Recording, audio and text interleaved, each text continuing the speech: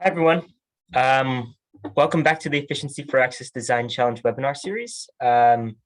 Just so everyone knows, next week on Tuesday, 22nd February, we'll be having our next webinar on contributing towards the SDGs. We'll have a special guest host that session from SDSN. Her name is Katie Roll. So look forward to that one. Hope to see you all there. But on to today's session, as usual, I'm your convener today, Sean. I'm joined by my colleague, Jackie. You can see she'll be facilitating today through the chat. So if you have any questions that you would like to pose to us somewhat anonymously, not to the whole room, just send them to Jackie. That's Jackie Garcia in the chat. And we're excited to have you all here, both live and on the recording. Some of you may have joined since we launched the series. So just so you know, this is a reminder that all the recordings can be found online and on our website or on the CrowdSolve page. So post-event materials will also be shared there on both those channels. So there'll be some interesting ones for you today. So look out for those.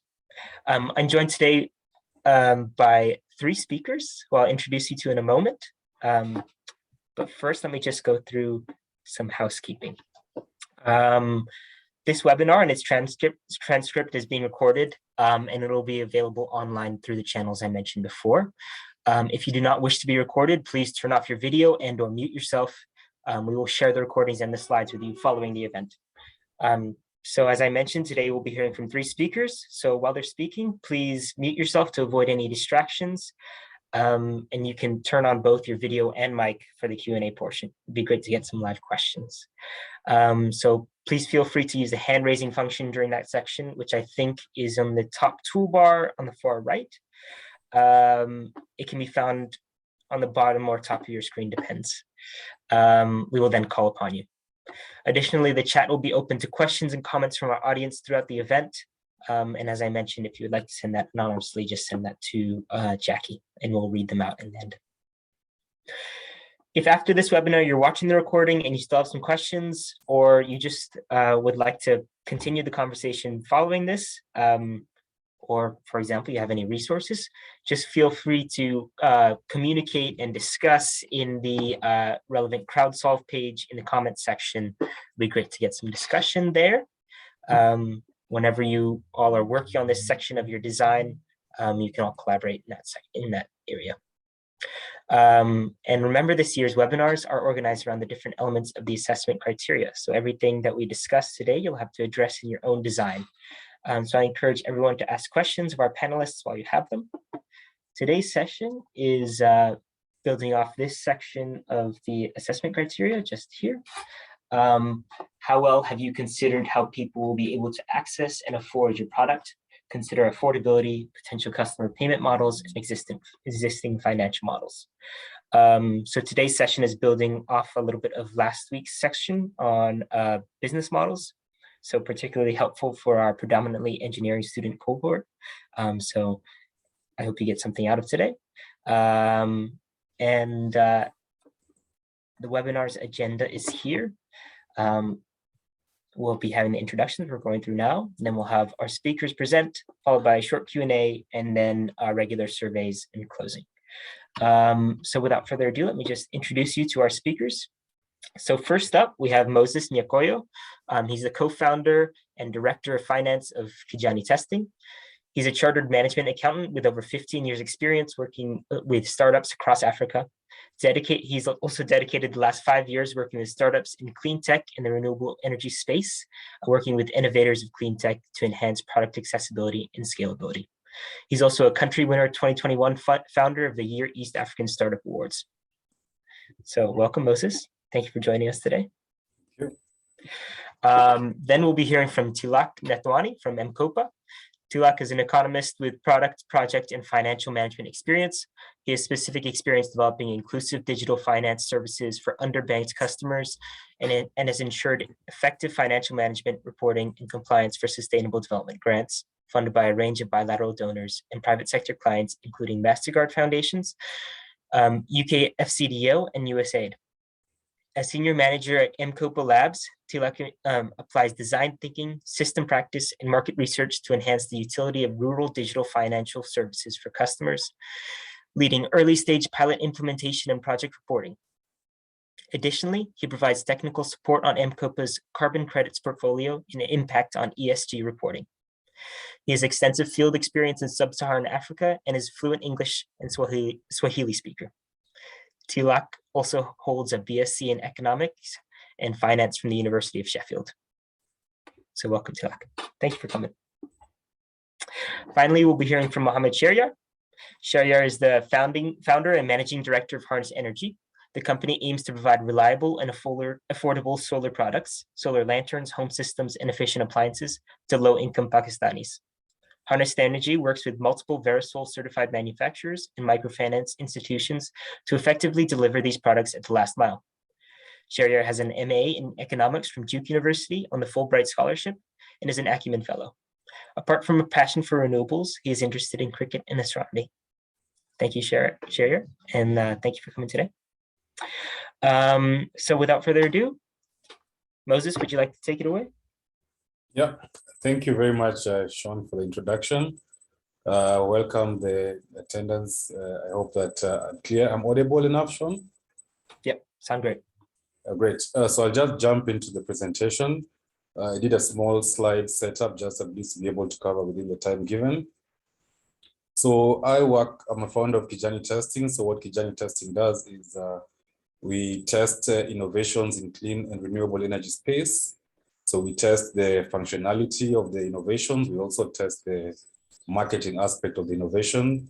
So pretty much how the potential market can respond to any particular sort of innovation. So the whole idea is to help the innovators understand what the market needs, to be able to understand what the market expects from a particular innovation, and to be able to understand what the market would be willing to pay for a certain type of innovation.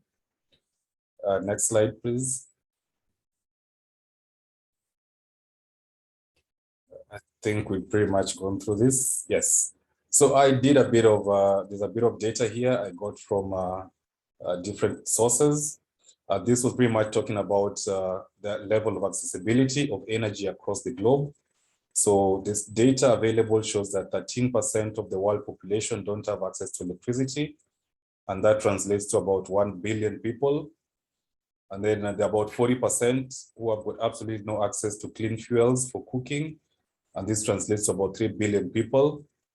So pretty much the relationship between access to energy and incomes is a very, I would pretty much say it's very directly related. What I found out from cable.co, the UK, is that the average cost of energy goes for about 0.165 kilowatts per hour. And this was from a study done from about 230 countries. And the average need for poor household in terms of the energy consumption translates to about 20 kilowatts per hour, per month, I mean. So therefore, if you work the numbers around, it means that a particular poor household will spend about $3.3 a month just to be able to consume a bit of energy. And I decided to narrow this data specifically to Kenya, where we operate. So I would pretty much explore more about Kenya and how it is important for the Kenyan market to check the level of accessibility of these off-grid appliances or off-grid equipments vis-a-vis the level of affordability within the Kenyan market. And I would pretty much say at this point that Kenya would be very relative across sub-Saharan Africa.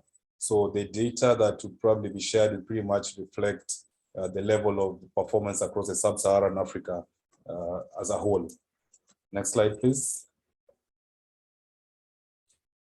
Yeah, so in Kenya currently, the latest study done by the World Bank sometime towards the end of last year was that about 40% of the population live in extreme poverty. And the cost of electricity in Kenya, it goes for about 0.21 kilowatts per hour. And that is about 30% higher than the global average. And it is very interesting because the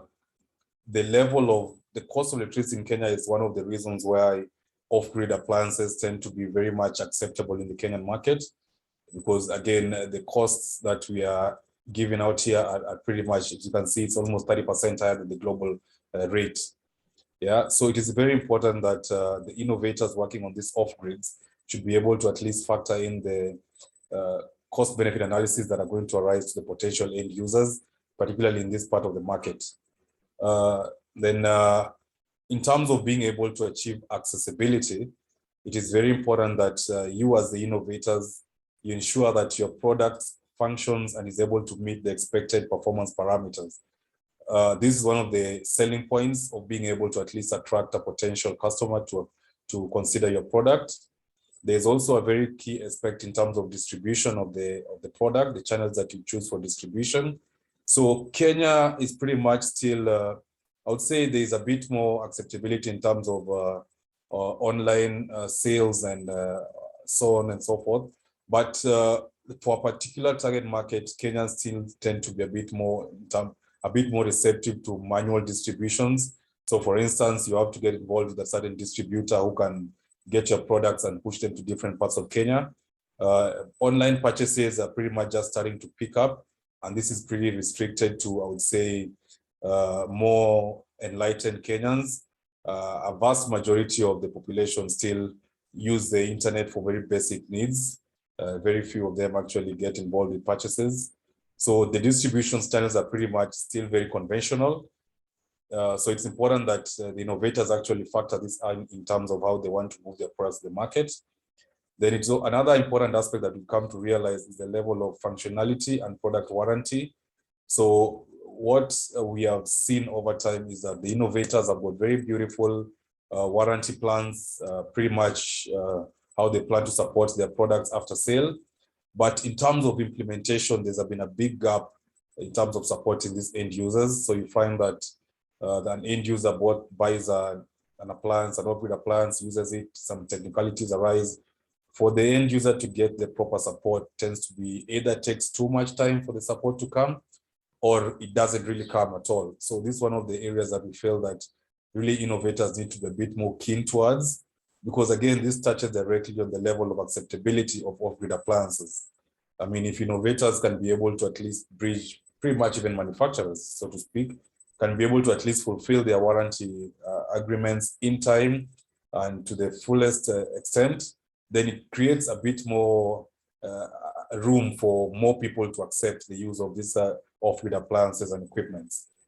Yeah, and then the other thing that is extremely important to check out in terms of accessibility is trying to consider the feedback that is received from potential end users, because then we, as part of what we do, we've realized there's a bit of a gap between what the innovator has in mind and what the end user has in mind for a particular product.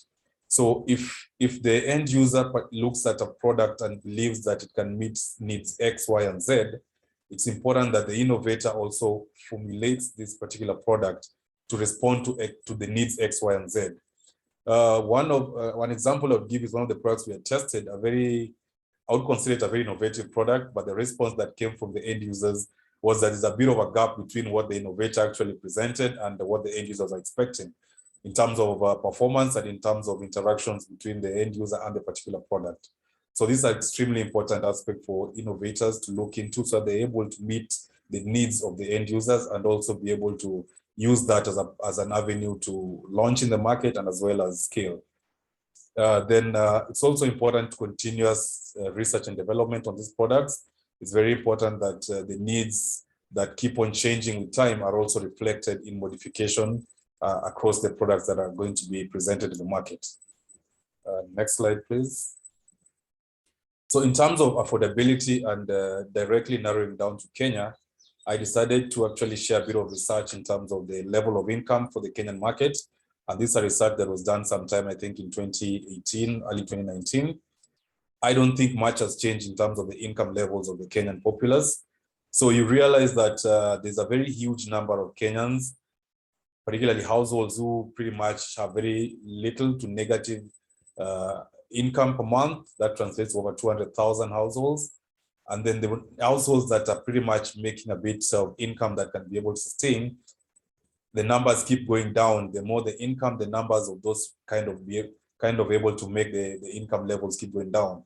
So pretty much means that the purchasing power within the Kenyan market is very much restricted. because of the levels of income that these households have. Therefore, it is extremely important that innovators should be able to factor in the income levels or disposable incomes available for their target market. It is very difficult, for instance, to develop an innovation very nicely done with all these beautiful aspects of it. But then in terms of the selling price or pretty much the cost that you intend to transfer to the end users are off their limit or off their scale. I think to back this up is you realize, I think probably the CEO for M-Corp will discuss it more. You realize that the Kenyan market tends to be a bit more receptive to pay plans. So pretty much not many Kenyans can be able to buy off-grid appliances upfront. They're a bit comfortable with getting a bit of pay plan. So you ask them to pay a bit of an initial deposit and then another period of 6 or 12 months that they can be paying in installments. So this is one of the ways that Kenyans have been able to acquire some of these equipments, and it directly just relates the level of incomes that are available within the Kenyan market. I would say this is pretty much reflective across the sub-Saharan market as well. So it is very important that when you are trying to approach your market, you know what is their level of acquiring some of these innovations that are being in place, so that even if it means that a bit of modification has to be done on the innovation in terms of utilization of complementary materials, materials that are a bit affordable yet still sustainable, it is important that such factors are considered. Next slide. So how then do you achieve this affordability I'm talking about? I've mentioned a bit on materials. It is important that you also try and work on your production line to minimize wastage so that these costs are at least minimized. It's also important to try and do away with unnecessary product features, and this directly ties to continuous research and development that I've mentioned earlier on, so that as your product is in the market and as it is being used and as it is being taken advantage of by different end users, you're also continuously researching and trying to see certain expenses that you're incurring in production of the particular innovation, and seeing whether you can be able to do away with them without necessarily affecting the functionality of the particular appliance that you're working with. It is also important to choose most effective and affordable distribution channels. As I'd mentioned earlier on, that Kenya is still a very conventional market. Most people tend to use conventional means in terms of purchasing. So it is important that the distribution channel that you pick does not add unnecessary cost to the end users. I've seen cases where innovators have come up with a particular product that the cost of production is even, I don't know, maybe about $300. And by the time the product goes to a particular distributor, the margins that are put in by the distributors push the product completely off the budgeting scale of a majority of the households, of a majority of the target market. So it's extremely important that the distribution channels that are picked do not add unnecessary cost to the innovation and do not directly impact on the cost of the selling price of a product. It is also important to continuously negotiate with your suppliers to ensure that you're getting the best value for your money, as well as getting the best possible materials that you need, so that, again, this can be transferred to the end users to make your innovation or your product a bit more affordable to them. I would also say that trying to offer a bit of discounts for cash purchases is one of the ways that you can be able to achieve affordability. And this works pretty well if you're trying to work with the market psychology of a particular target market, so that instead of offering a pay plan, which comes with a bit of interest attached, you can as well try and negotiate for them to buy your appliances in cash and get a bit of a discount for the same. So, I mean, these are some of the areas that really you need to look at when you're developing your product, because at the end of the day, the product has to reach the market, and the market response to the product is extremely important going forward. I think I'm within time, Sean, and my slides is pretty much over, if I'm not wrong. Right. Yes. Thank you, Moses. Yes. Great introduction. And I think, yeah, it's really important for the students to understand the importance of intimately understanding your end user and the market they're operating in. So thank you for that. I think some great tips as well for the students here. If you have any questions for Moses, we'll have the Q&A at the end. So store them up, put them in the chat, or get ready to raise your hand. But next up, we have Tilak. And actually, Tilak is you're going to control your own slides because has a little bit of a model to take us through. So let me just stop sharing my screen and I'll hand it over to you, Tila. Thank you, Sean, and thank you, Moses, for the introduction as well. Hope you don't mind, I've made a few notes myself. And I believe I should be able to share screen. Great. That should be connecting. But Sean, if you don't mind letting me know as soon as that is visible. Yeah, will do. And there we go. Great, thank you. So I have one slide, and then I thought it'd be quite fun to dig into like a little calculator that I've made for this presentation as well, that I'll be sharing after the webinar as well. So feel free to have a play around yourself. So in terms of determining what is affordable in the markets, I'll be sort of approaching this from a very sort of early stage sort of design and development process, which is primarily what my role is as I work with MCOPA's labs. So one thing I would mention as well is that this is sort of focused around the pay-as-you-go setting, but I'll sort of touch on very briefly some other sort of credit models and business models that you could explore as well. So one thing to mention, affordability is seen in different, sort of through different lenses. There is, of course, the overall measure of gross price. You know, by the end of the pay-as-you-go payment plan, what is the customer paying? So that's definitely one measure that customers look at. But one thing, but there are more measures and there's more considerations for a customer. One point I'll just mention up front is when you're sort of looking at pricing, think about it's definitely been helpful for us to think about whether you're replacing an existing solution for your target customer base or you're introducing a completely new product to them, because that might influence how you weight, which is what here I've just set out as like the general pay-as-you-go payment plan, which is your gross price is an initial deposit that customers pay depending on the value of the product itself, plus of course the cost price per credit, which is our sort of micropayment, daily repayment. We have daily payment terms, but there's flexibility around that. Then of course multiplied by the number of credits.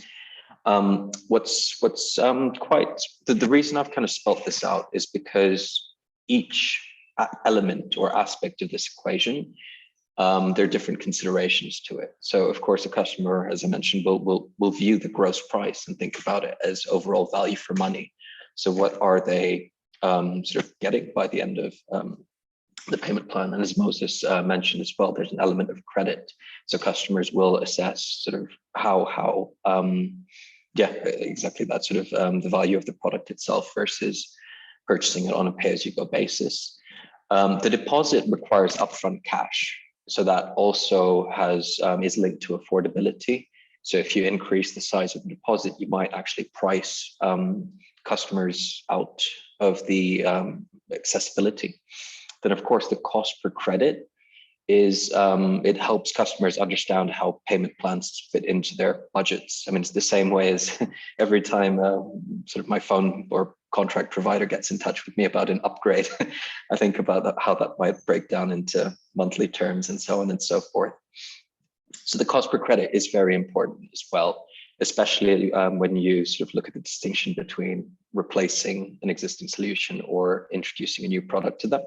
And of course, the number of credits will dictate the length of the commitment as well. And if relevant, you know, a customer might even think about their break-even point or when they start recognizing savings. So this is very much sort of focused around the pay-as-you-go model, but of course there are other types of credit as well. Buy now, pay later. I've done a lot of work with smallholder farmers, so there's what we've called pay-as-you-grow. So farmers might purchase a solar-powered water pump, but only start paying that back once they've sort of harvested and sold their produce. And of course, sort of cash loans and traditional credit is also sort of available. So you're also looking at that as in a way a sort of competing mechanism to pay as you go. In terms of sort of understanding, especially like affordability and how this breaks down, there are several sort of data points that you could leverage, existing data points as well, around different markets. So as Moses mentioned, some of them as well, World Bank data, SDGs, they all have quite a rich data set where you could look at sort of the macroeconomic and income distribution side of things. I've used that a lot in terms of market sizing to try and understand what is the overall scope in terms of affordability and how does that aggregate up across a sort of up to a national level. And of course, drilling down into more detail, you have sort of financial diaries and microeconomic data from the likes of CGAP and GOBLA. And they really look at individual sort of household budgets. They keep financial diaries with survey participants. So you can really see sort of on a day-to-day basis, what are customers spending? What are they spending it on? And of course, this data is all sort of accessible and quite fascinating to review as well, depending on the markets that you're looking at. So I mentioned, I've pulled in a really small example in terms of, and this primarily revolves around the cost per credit and the daily sort of budgeting exercise that customers will go through.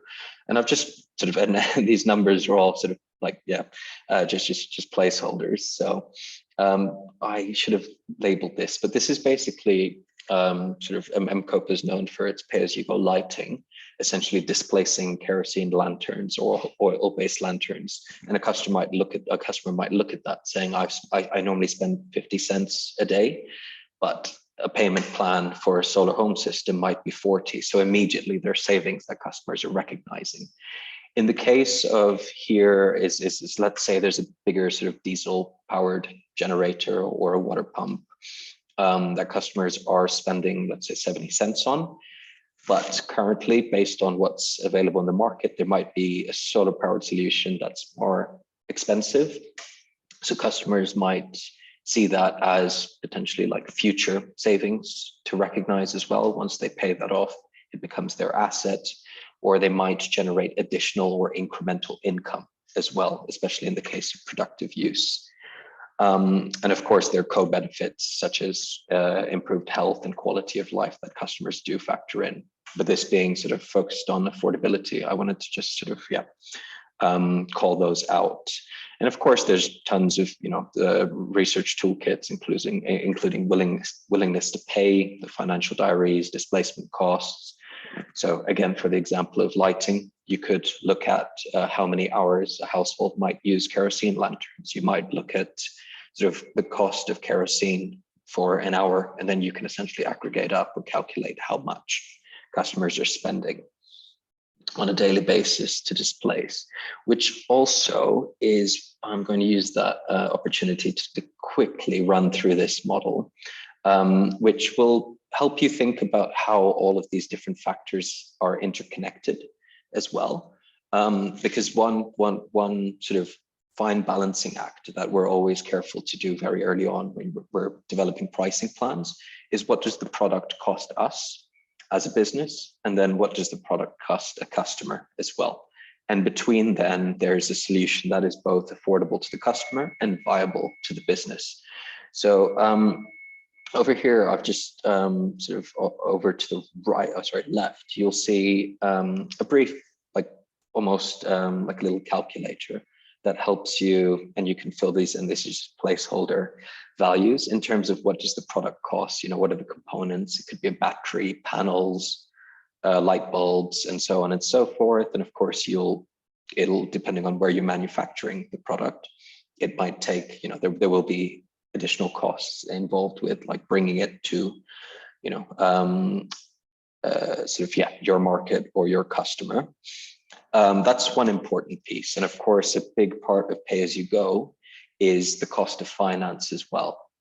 So that's another sort of section as well here. I should mention, where there's green, you can just enter any figures you'd like, depending on sort of what your cost base is.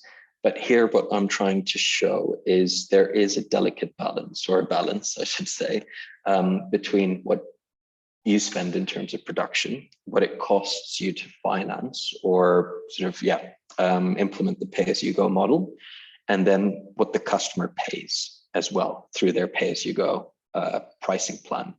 And over here to the right, I've broken down those three elements of the pay-as-you-go pricing plan, which is the initial deposit, the cost per credit, and then the number of credits or the length of the payment plan in terms of days.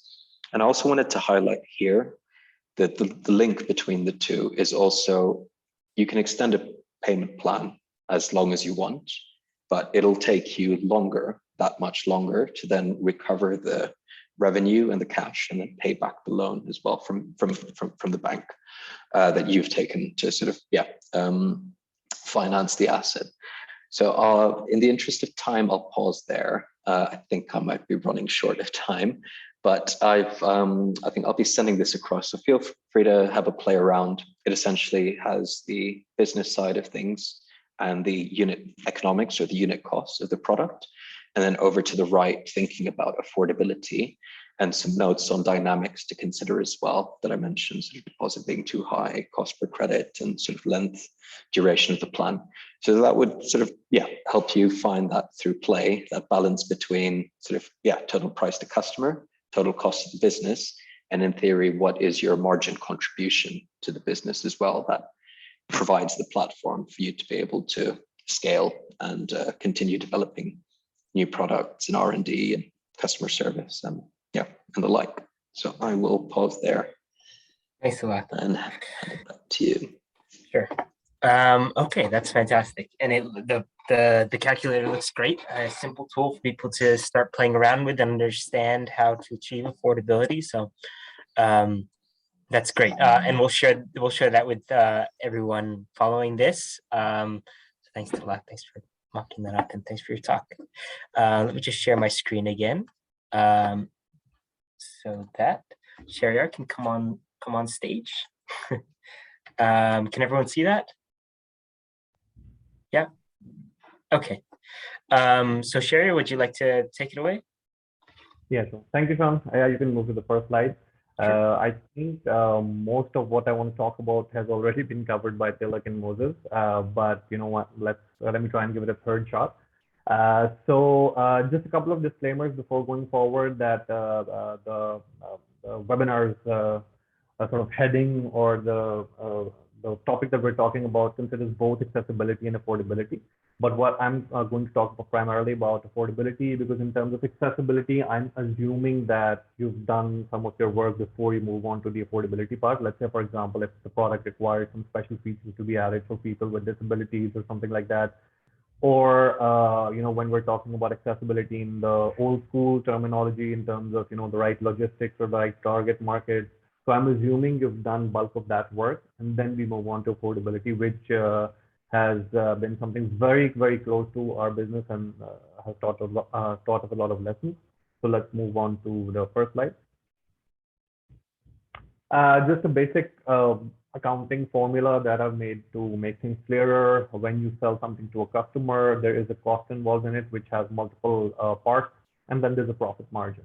I was just looking at the chat. Someone asked the question that, should we be sacrificing our profit margin if the product is affordable in the long run compared to the short run?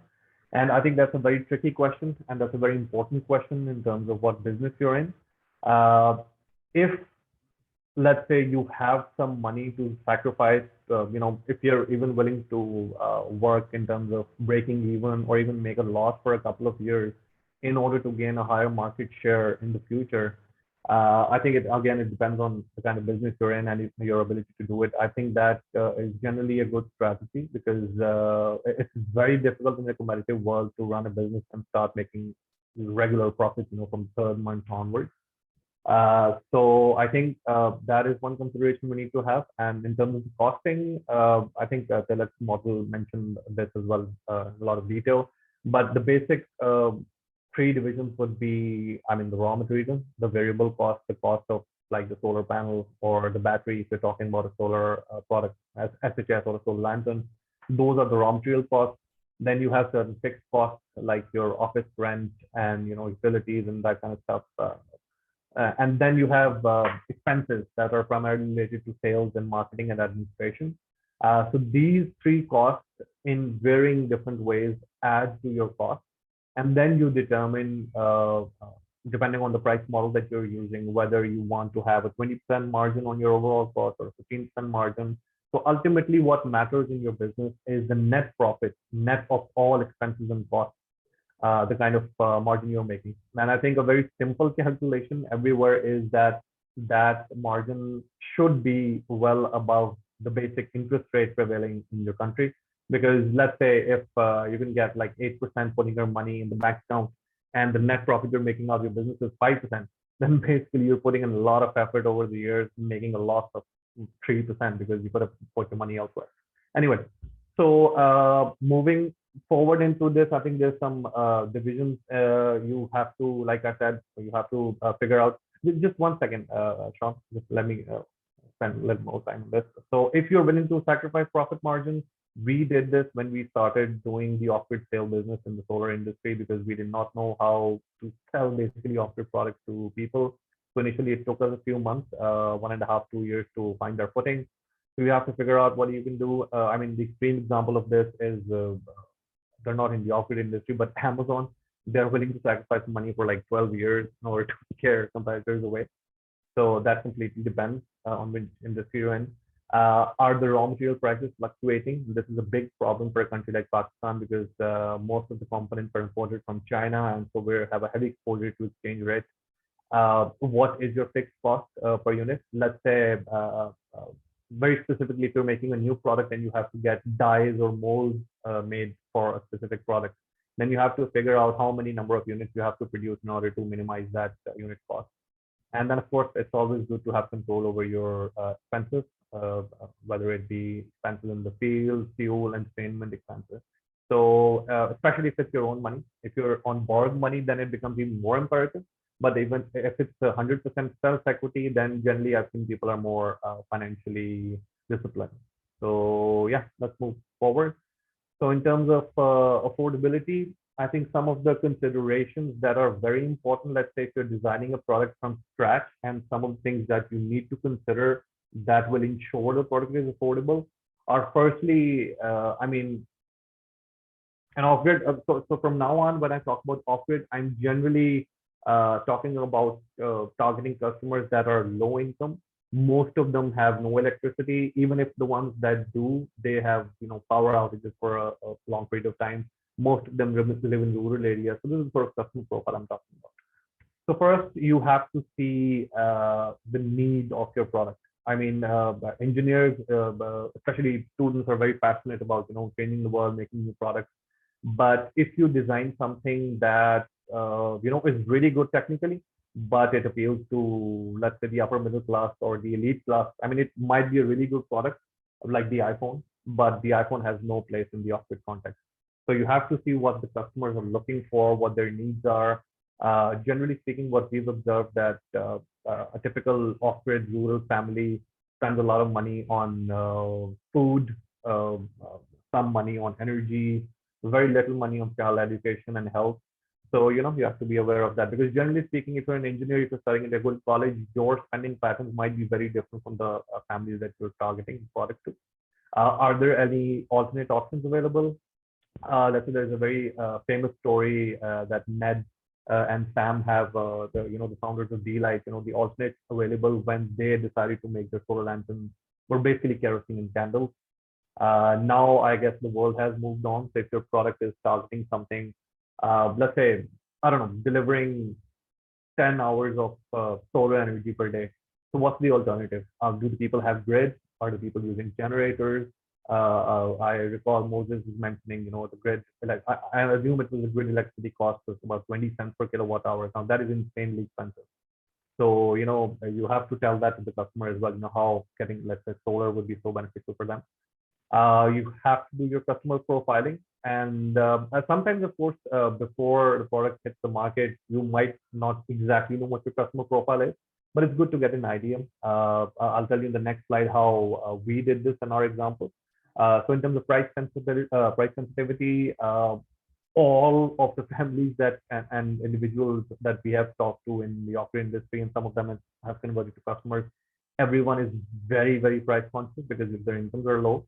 So even you would be if you had a very limited budgeted income. So it's good to keep that in mind. And of course, if your product is good, if it's slightly more expensive than being ideally affordable, it's good to have some financing options in place. Now I'll just give you some of the examples that we have faced in our 5 years of doing business in Pakistan. Next slide, please. So solar products, yeah, okay. Solar products have been, a revelation and a very good one at that for people living in off-grid areas. The government does not extend grid to a lot of places for multiple reasons. So now scale has been achieved where a lot of production is being done in China, and cheap solar panels and LED bulbs and batteries are available to people. Let's say, so in terms of the example that I was giving the last slide, now let's talk about the example specifically from Pakistan. The need is massive. Pakistan has about 20 to 25% of population lives off-grid. And like the off-grid population of Pakistan is actually more than the entire population of Kenya. You know how big the market is, like, Daylight and Copa, these companies are so big in Kenya, but Pakistan, the market is still untapped. But this market is being served primarily by bad quality generics. Sometimes they're smuggled into Pakistan. Sometimes, the reject pieces that companies produce, they find their way into the markets, and, it's very difficult for a company like us to compete with them. In terms of customer profile, most of our customers are farmers. Some of them are day laborers. There's generally, so this 5 plus 2 means that there's 5 elders and maybe 2 to 3 children in a typical family, and their monthly income is about 20 to 24,000 rupees per month. And in terms of the dollar exchange rate, this amounts to like $120 per month. So let's say if a customer's income is $120 per month, I guess they'd be spending about $10 to $15 on their energy needs. And if your product, let's say even with financing options, require a customer to pay $25 per month, it'll be really difficult. So you have to keep that in mind. Customers are very, very price sensitive, specifically now that I'm talking about solar. So very price sensitive because this is not something that affects their daily, food intake, calorie intake. So they probably, set aside lesser amount of money for that. And financing options are very rare because, like I said, in the market, the quality standards are not up to the mark. So financing institutions, they're not comfortable lending to people because they're like, what if product stops working after 5 months? I don't know, I have to collect my EMIs for 12 months. So that's a tricky situation. So on the side, I've just given this example. Let's say on the bottom, we are talking about this component-based sort of system where we have 1 solar panel, 1 fan, 3 lights. And just to add, fans are very important in Pakistan compared to East Africa because the weather is really hot and people really want to run their fans on solar. So this component-based system would probably cost much lower than the system, that's shown above, that is Verasol and IEC certified, and gives lesser fan hours compared to the system at the bottom. But the system at the bottom has these problems of, not being able to finance by MFIs, and, it's using lead acid battery instead of lithium batteries. So solar products overall, generally speaking, I think there's been a very good comparison for customers to see that now that good quality products are coming in the market and companies like us are offering them this. So a lot of customers are shifting to this, bottom price, buy the cheapest thing, to companies like us who are, willing to offer them a service contract as well. We'll give you 2-year warranties and stuff like that. So yeah, and moving on to the last slide. Overall, I think once you're developing a product, it's easier to view something in hindsight. Once you've developed something and giving praise to someone to including that design feature in the initial product design. But generally, you don't have that foresight to see what the product will behave like in the next few years when it goes into the market. But there's generally a few things that can help you, and I have these basic 4 examples. So $5 or $3 shampoo bottle would not work in villages with low income. So a lot of people in Bangladesh, Pakistan, and India, a lot of companies came up with this small 3 cent single-use shampoos and tea and stuff like that, which would make no sense, selling in Western markets or even in big cities in these countries I mentioned about. So this is a big innovation that, if you have to deliver a small quantity of products to customer clientele who have very low income, you can move to this. And a solar lantern, I would say a solar lantern would hardly have any use in a big city like Lahore or Mumbai, but it might have a lot of use in, a village in rural Sindh or let's say Bihar in India. So some design thinking goes into that. And then these small 1 kilogram pouches of cooking oil. I remember when I went to the US to study, everything is like in huge quantity. So you buy these, 2-gallon oil once and then, purchase it after 3 months. But someone in a village, cannot do that much. So that's third example. And then we have these really, really affordable smartphones, a much recent example. Smartphones that might not be doing exactly what an $800 phone does, but they still do a lot of stuff that our customers are looking for. And then I've learned it the hard way, because if you have a very, very strong stiff price-based competition, so your product, if it's targeting an off-grid audience primarily, end user affordability, if not the first and the foremost design feature, but it should be one of the top 3 most important factors to be considered in the product design. Yep, that's about it.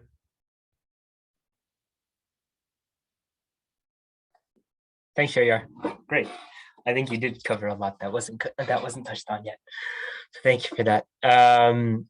Okay, so I think now we're coming into the Q&A session. So if anybody has any questions, feel free to jump in, raise your hand or type it in the chat. We also have some ones in the chat already. So send those in, but right now let me just check what's here already. So Michael asked, and I think this was answered by Tilak, but let me just read this out for everyone to hear. So Michael's model is looking at using clean energy to drive a pasteurizer, and they want to use this to empower the rural community, but also minimize current running costs. So the question is, how do we decide on affordability if the initial product production cost is a little above what can be affordable? If in the long run they will make profit, how do we explain this to the customers? And Tulak asked, with regards to the pasteurizer model, will you be developing for individual groups or individual farmers or groups? Michael, would you like to answer this? Sorry, I've unhelpfully answered a question with more questions. But my thinking was just if you can sort of aggregation and with productive use in sort of the agricultural setting, that's a common challenge based on how expensive batteries and everything components are currently. Sort of if you can, one model to look at is focus more on groups, farmers like cooperatives and savings groups. So you aggregate, it becomes more affordable when there's more individuals utilizing. Okay, so you will be delivering a model for MCCs and co-op groups. Then I think, again, if it's a sort of technological problem in terms of, or like the sort of how expensive the technology currently is, I would look at sort of also calling out the income generation angle as well, because that's an important sort of financial consideration as well, because at some point that will become free to use as well, as opposed to sort of, having to spend money on input. So it tends to be sort of, focusing a little bit more on the long term, beyond which a group will have reached break even, and then they'll be sort of maximizing profits in sort of increments, which would be my take on things. But happy in case Mohammed or Moses, you had any other additions to that. I think Mohammed did a little bit on this in the beginning of your talk. Moses, would you like to feed in at all? If not, if you think it's covered. No, I mean, I pretty much agree with what Tilak has said. I wouldn't really repeat what Tilak has been sharing, but my biggest concern would be what the end users would really be willing to see in terms of the long-term gains, the cost-benefit analysis, because I mean that is pretty much what is going to determine the level of success that will come up from the innovation itself. I hope that answers your question, Michael. If not, feel free to. Okay, it's very helpful. So let's see what else we have incoming. I think this is for Mohammed, for Sharyar. Will funders or investors be willing to sacrifice money for a period of time, or do you need to deliver right away? I think because you mentioned a little bit well, I think hit. the off-grid industry is difficult in that way because it can't be compared to typical VCs funding software companies because we are moving, visibly sort of like a hard product. So continuing losses for a long period of time is unsustainable. I think it completely depends on what kind of funding you have. Generally speaking, equity holders are more patient. If you have a lot of your own funds invested and there's an equity holder, I think it should not be a concern, but you should be carefully looking at either to reduce the expenses or increase your revenue. If you have debt, then it becomes another situation completely, because then you have to add another financial cost to your expenses. So if that continues, and if that is about medium to long term, then it could be a serious going concern problem. We actually had a similar situation for us in the last few months. We had two investors, due diligence was done. One of them is a very big name in the off-grid industry, and we had two good ticket sizes. But the problem was that for one of the investors, money had to leave their account by 31st December, and the process was too slow in Pakistan from the state bank's end. And secondly, we figured that given the volatile exchange rate, we did not want to borrow in dollar-denominated currency. So it completely depends on what kind of financials you have. But generally speaking, I think talking about if you're a distributor of off-grid appliances like solar lanterns and solar home systems, if you're entering into a really competitive market like Kenya, I think it's reasonable enough to test waters for 1.5 years and see what happens. But based on my knowledge, I might be wrong on this. Western Africa is generally a less competitive market, so maybe you can make profit quicker over there. If that makes sense. Thanks, Sharyar. Okay, and the next question is for Tilak. You mentioned databases that provide information on different markets. Are there energy databases that provide information on the alternatives we hope to replace? I think in reference to your model and the price differences. So that's a really good question. That sort of interest behind it and the sort of data is growing day by day. But as you can imagine, it's quite a sort of fast changing space. I would just check because also my knowledge of the latest is slightly out of date, as like even a few months for me is out of date. But yes, I think if you look at, especially if you follow the organizations and institutions that have energy access as one of their core themes, they tend to sort of aggregate data around not only access to electricity and energy, but also now clean energy sources. Think of the UN SDGs. They have country profiles, market profiles. World Bank has started doing more around energy access, clean energy access as well. So yes, I think that there is more data available, but it might depend on sort of how recent it is and also which market you're looking at. But that tends to be my strategy. Follow the individuals that are sort of at their core. They are trying to solve challenges like access to clean energy. I hope that helps. It's a bit of a general response, but yeah. I think it makes sense. I think they can also go on the databases you mentioned as well. It sounds like there's some overlap there, as well as the World Bank. But yeah, does anybody else have any other databases they refer to that would like to share now? I don't like specific. No. Okay. I have one last question so far. I think for Moses, it's asking about Kenyan context, what proves to be kind of the most affordable appliance overall? Yeah, Kenya, I think that's a very tricky question because I really don't have the actual data at my hands. But I would say I would pretty much talk about the products we worked with. And the ones that I've seen that have been really received pretty well in the market are the ones that directly impact on the lives of small-scale holders, small-scale farmers, pretty much appliances that can be used to generate income.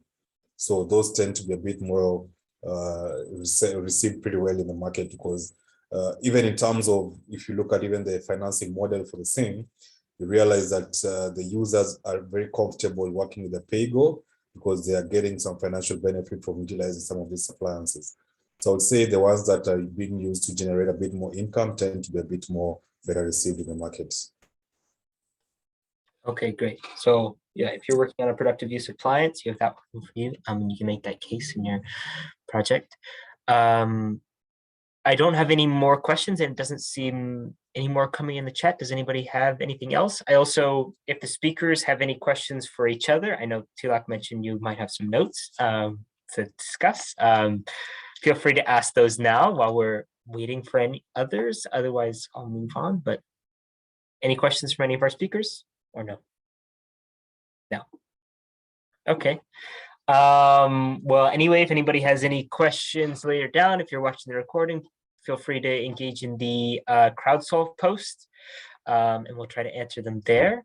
But as for right now, let me first thank all of our speakers for coming today. It's great to have you all here and hear all of your expertise on the subject, and we'll share the slides and Tilak's model in the resources afterwards over crowdsolve. So look out for those. So thanks everyone. I think Jackie just shared the E4A challenge email as well, so you can send in questions there as well. So thanks for that.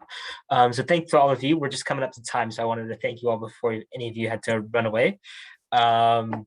But just before we go, we also have this short feedback survey. That would be great if people could respond to that now. If you're watching, and if you're watching the recording, please just respond to it as you're watching. This just helps us improve each session and try to hone down these webinars. And then I'll leave that up for a few more seconds. You can follow this QR code or the link in the bottom, and I think Jackie's also shared that in the chat. Please go ahead and do that. And then finally, we have this newsletter sign up. So this will just keep you up to date with everything going on in the challenge, all the webinars coming up, near deadlines, when the prototype windows close, stories that are going on, things we want to share. So sign up to that if you aren't already. That's really useful for anyone participating in the challenge. But otherwise, that closes out the session. So thank you all. Thank you, Tilak. Thank you, Moses. Thank you, Mohammed. Thank you all for coming today. Look forward to talking to you in the near future. Goodbye, everyone. Everyone, thanks for having us.